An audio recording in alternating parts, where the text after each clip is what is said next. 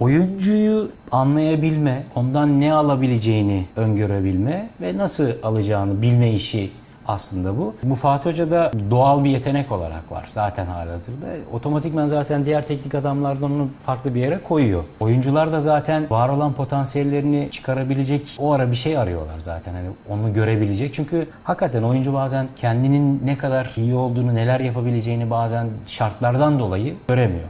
O öngörü hakikaten çok farklı bir şeydir. Hani oynanırken maçı analiz edebilmek ve ona göre müdahale edebilmek nasıl bir teknik adamlık becerisi, yeteneği ise öbürü de öyle. Kadro oluşturabilmek ya da hangi oyuncudan ne alabileceğini verebilmek o farklı bir özellik. Hocada bu fazlasıyla var. Farkı da oradan çıkıyor zaten.